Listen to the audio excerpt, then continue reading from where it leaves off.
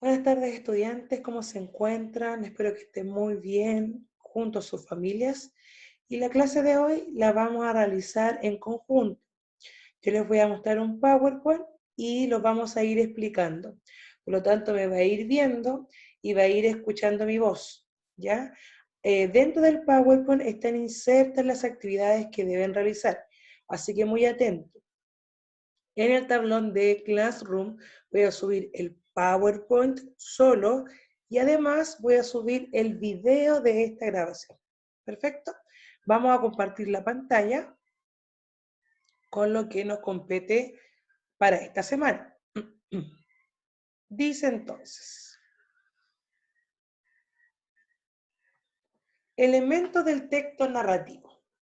Los objetivos para la clase son varios, pero vamos a ir tratando de unir los objetivos para que vayamos avanzando de la mejor manera. Objetivo 1, comprender los elementos esenciales de la narración. 2, clasificar a los personajes según su importancia y describir la acción narrativa del cuento El Marciano. El pilar institucional que vamos a trabajar y que quizá hemos estado trabajando durante todo este tiempo es la autonomía. Veamos. Primero, antes de comenzar, necesitamos trabajar con el libro de lengua y literatura. Ya lo debemos tener a mano. ¿Para qué? Antes de comenzar todas las actividades, vamos a leer el fragmento de Drácula que se encuentra en la página 26 hasta la 32. Cuando usted ya haya leído este fragmento, usted va a retomar este PowerPoint y las actividades que están insertas adentro de él, ¿ya? Más que mal es para entender los ejemplos de los contenidos. Los contenidos que están extraídos del libro, ¿ya? Vienen con la explicación de ese fragmento. Bueno, trabajaremos con el libro durante toda esta clase. Vamos a trabajar el contenido en la página 36, 37, después vamos a hacer un salto en la página 58 y 59, y la lectura para la actividad está en la página 45, la 56, y las actividades están en la página 57. Ya, entonces, antes de comenzar, recuerde leer el fragmento de Drácula que está en la página 26. Sigamos entonces. ¿Qué elementos constituyen un texto narrativo? Recuerde que un texto narrativo está construido por distintos elementos o distintos agentes. Cuando yo hablo de que constituyen es porque son esenciales. Si no están estos elementos, no hay texto narrativo, no hay historia, no hay un mundo narrado. Por lo tanto, ¿qué elementos hay? Tenemos a un narrador, que está aquí, que lo estoy indicando con la flecha. Tenemos a los personajes, aquí hay unos personajes de algunas películas.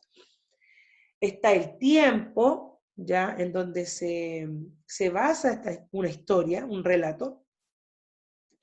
Está el espacio físico, de ahí tenemos varios espacios. Hay gente que está en la calle, hay gente que está en un restaurante, etc. Ya hay gente que está trabajando. Y también las acciones de los personajes. Las acciones, aquí hay distintas acciones. Ya uno está durmiendo, uno canta, uno está ahí con su pareja, etc. Uno está sentado. Entonces son las acciones. Por lo tanto, recordar, ¿qué elemento constituye un texto narrativo?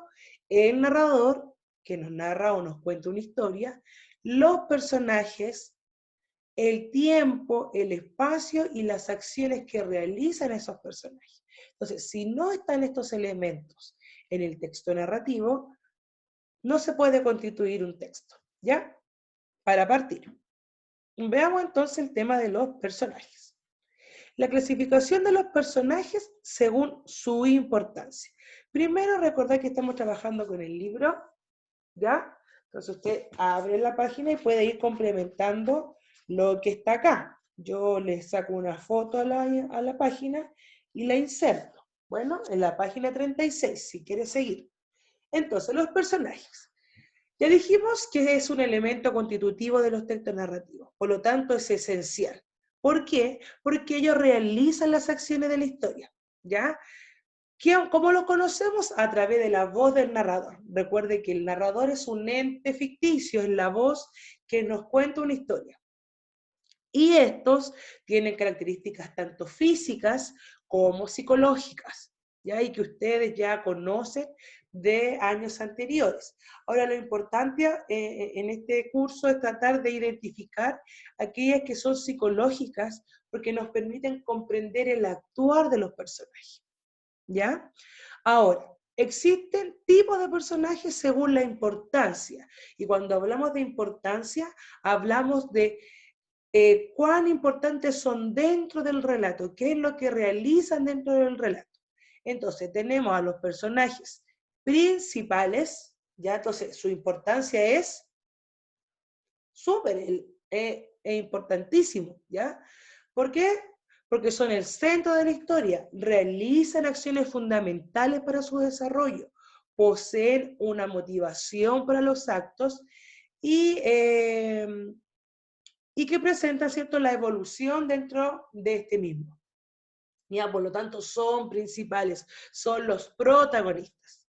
Y también hay personajes secundarios, ¿ya? Tienen una influencia menor que los personajes principales en el desarrollo de la historia. Su rol es contribuir o ayudar, ¿cierto?, a los personajes principales para que él pueda cumplir, ¿cierto?, con sus propósitos o motivaciones, ¿ya? Aquí le coloqué a Miguel como un personaje principal, ¿cierto?, de la película Coco, y aquí hay varios. Aquí está Miguel como personaje principal, pero cualquiera de estos podrían ser secundarios. Ya ustedes que han visto la película, ¿cierto? Los que la han visto saben cuáles cumplen ese rol como secundario. Bueno, entonces ahí están los ejemplos. Entonces tenemos que entender que podemos reconocer a los personajes según su importancia. ¿Cuál es la relevancia dentro de la historia? ¿Son sumamente importantes? Si ellos no están, no hay historia, entonces son los principales, son los protagonistas. Si ayudan al personaje principal, si están ahí eh, ayudando, contribuyendo a que la historia se vaya realizando, entonces son personajes secundarios. ¿Ya? Entonces tenemos la primera clasificación según su importancia. ¿Ya? Y usted puede también ya saber que existen algunos que son terciarios, que son aquellos que aparecen muy poco dentro de la historia, pero que de igual manera están dentro de ella. ¿Por qué es importante la caracterización de los personajes? ¿Ya? Aquí hay un signo de pregunta. Uno dice, bueno, yo sé clasificar entre físico y psicológico, pero ¿por qué es importante que nosotros realicemos la caracterización de los personajes? Es porque nos ayuda a comprender de mejor forma sus acciones y sus motivaciones. Si yo puedo caracterizar al personaje de forma psicológica, voy a entender por qué él actúa de esa manera y cuáles son las motivaciones que tiene para realizar esa acción. ¿Ya? Y también comprendemos la trama de la historia. Si yo puedo entender y comprender y poder conectarme con el personaje, voy a poder comprender a mayor globalidad el texto que estoy leyendo.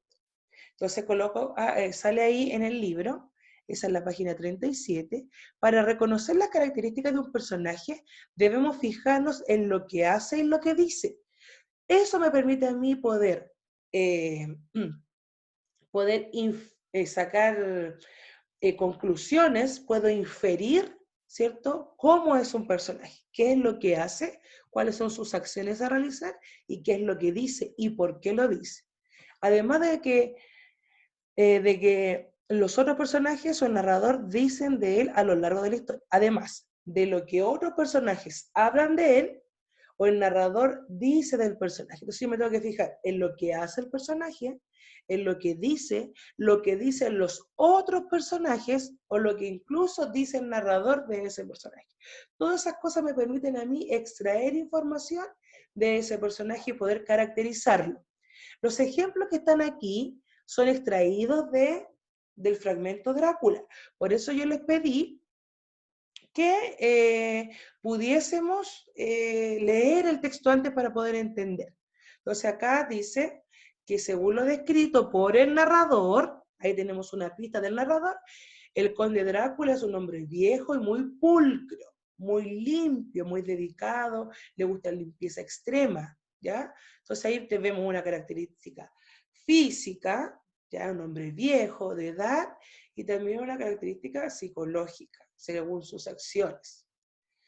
Drácula posee una fuerza extraordinaria y el tacto de su piel sugiere algo muerto. Aquí vemos una expresión de un personaje sobre Drácula, ¿ya?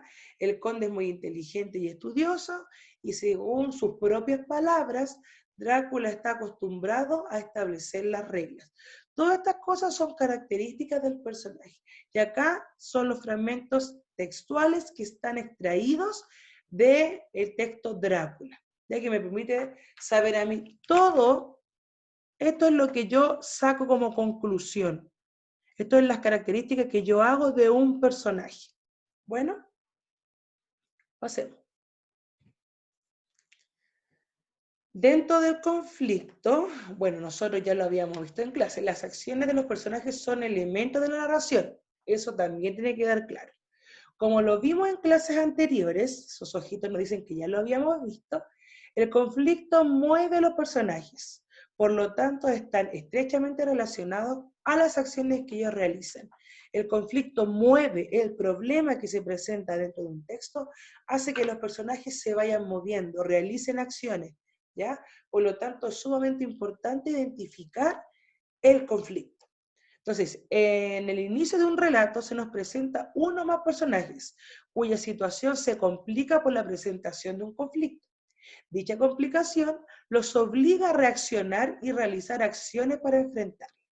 En los cuentos, ¿cierto? Los cuentos, recuerden que son mucho más cortos, ¿ya? En cuanto a su extensión, el conflicto puede presentarse ya en el inicio del relato. En cambio, las novelas, que son mucho más extensas, son mucho más largas, puede ser gradual. Puede el conflicto ir presentándose de manera paulatina, de menos a más.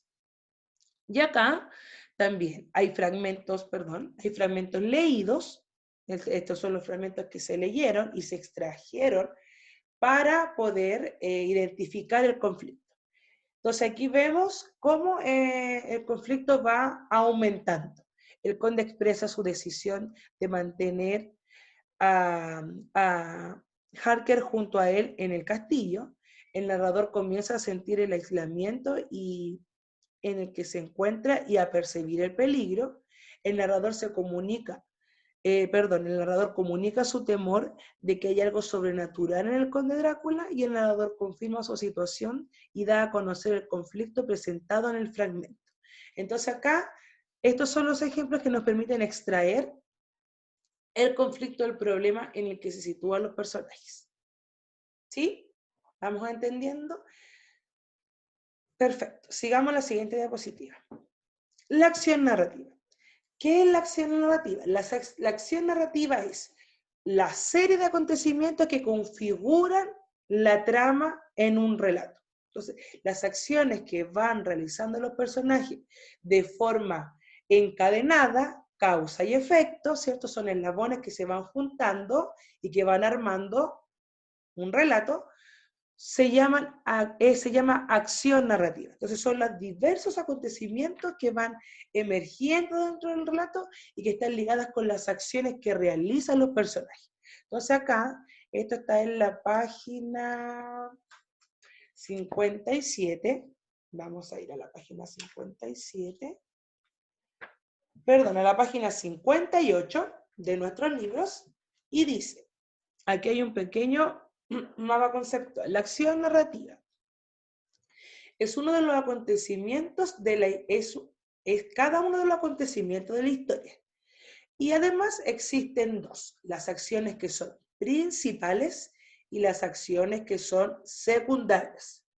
Son los hechos o sucesos que provocan un cambio en la historia narrada y permiten que ésta siga su curso, y por lo tanto los personajes actúan, ¿ya? Con base en esa acción. Entonces las acciones principales son las más importantes, la que genera que se mueva la historia, la que genera que esta historia se vaya desarrollando. Y las acciones secundarias son hechos menores que sirven para conocer detalles de las acciones principales. los personajes y sus relaciones. Entonces, en el fondo, las acciones secundarias van ayudando y contribuyendo a que las acciones principales se realicen. Son una ayuda. Las acciones principales se suceden temporalmente y se enlazan en una secuencia de causa y efecto. Esta relación establece una secuencia, lo que yo le decía, un eslabón une a otro. Y así se va formando una cadena que sería nuestro relato. Por lo tanto, las acciones principales siempre van encadenadas en causa y efecto, causa y consecuencia. ¿Ya? Entonces, entendemos que los personajes son elementos narrativos, que pertenecen a los elementos narrativos. El conflicto también pertenece a los elementos narrativos. Las acciones de los personajes y la acción narrativa, en el fondo, que están unidos. ¿Ya? ¿Para qué sirve conocer todas estas cosas? ¿Cómo podemos interpretar estos elementos en un texto narrativo? Porque la idea no es solo conocerlos, que usted se aprenda de memoria qué es una acción una acción narrativa, en qué consiste un personaje principal, en qué se diferencia con un personaje secundario, sino que podamos nosotros interpretarlo y que nos ayude a poder comprender. Entonces dice, preguntas para guiar la interpretación. Eso está en la página 59. ¿Qué motiva a los personajes a realizar las acciones que emprenden? Esta respuesta corresponde al estímulo para actuar que posee cada personaje. Puede ser una emoción, un sentimiento, un valor, un deseo, una ambición, un objetivo a cumplir. ¿Qué es lo que motiva al personaje? ¿La venganza? No, este me hizo algo y yo tengo que cobrársela. ¿Qué es lo que lo motiva? 2. ¿Qué obtienen los personajes de su accionar? ¿Son recompensados? Esta respuesta señala en el sentido del texto y la visión de vida que transmite. O sea, ¿qué van a obtener los personajes después de su accionar? ¿Va a haber una recompensa para ellos? ¿Va a haber una lección? ¿Una enseñanza? ¿Una moraleja? ¿Qué van a obtener? ¿Ya? ¿Algo satisfactorio o lo contrario? ¿Ya? Va a depender del personaje, porque si un personaje es malo, un personaje es todo lo contrario del personaje principal, puede ser que su recompensa sea la misma maldad, ¿ya? Como él actuó. Y por último, ¿qué representa el conflicto del relato? Esta respuesta indica de manera general el tema del texto.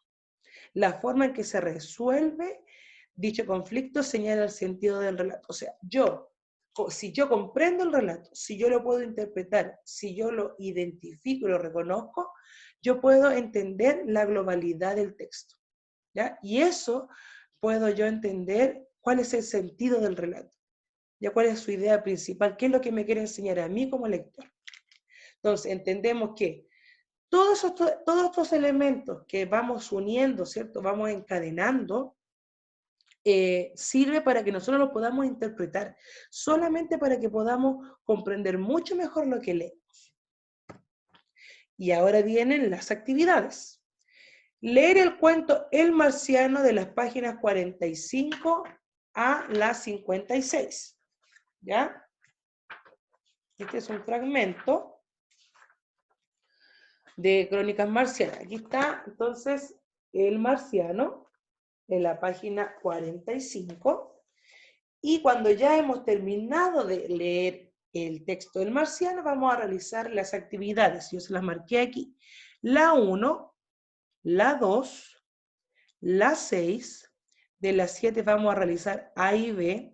Obviamente dice reúnense en parejas, pero es de forma individual. Ahora, si ustedes tienen contacto interno, también lo pueden hacer, no hay problema. Vamos a hacer las 7, la A y la B, y por último la 8. Esas son las actividades que vamos a realizar y que de una otra manera nos ayuda, están apuntadas a la comprensión, están apuntadas a los contenidos vistos ahora en esta clase, y para ir evaluando lo que usted está aprendiendo. ¿Ya? Entonces, esas son las actividades. Y finalizando esta clase, queridos estudiantes, ¿hemos cumplido con los objetivos? Se la pregunté. ¿Hemos cumplido con los objetivos? ¿Cuáles eran los objetivos de esta clase? ¿Se acuerdan? ¿Tenemos que volver al inicio? Volvamos al inicio. Comprender los elementos esenciales de la narración. Entender, chiquillos, que estos elementos que mencionamos al inicio de la clase son esenciales, son importantes para la narración, para el relato.